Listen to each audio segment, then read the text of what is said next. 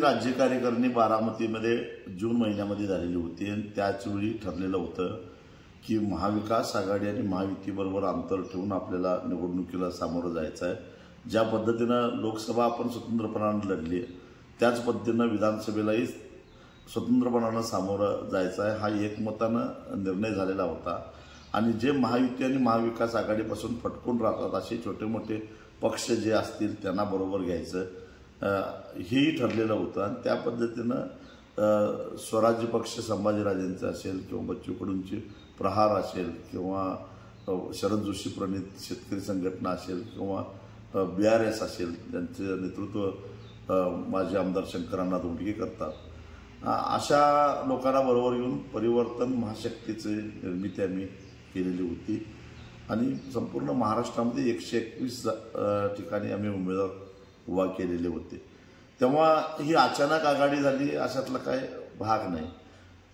राज्य कार्यकारिणीच्या संमतीनेच हा सगळा निर्णय घेतलेला होता।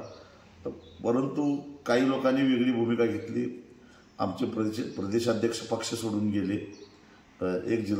दोन जिल्हाध्यक्षांनी पक्षाने संघटना सोडलं।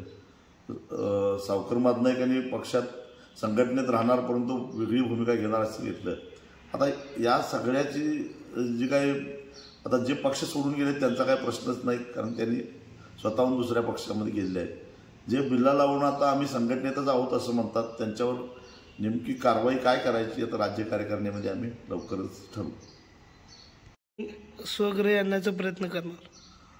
खरं तर राज्य कार्यकारिणीमध्ये जो निर्णय झालेला होता त्याची अंमलबजावणी करायचं काम चालू होतं आणि राज्य कार्यकारिणीमध्ये ठरलेलं असताना जर काही वेगळी भूमिका घेत असेल तर ती काही राज्य कार्यकारिणी खपवून घेईल असं मला वाटत नाही। पण मी एकट्यानं बोलणं योग्य नाही।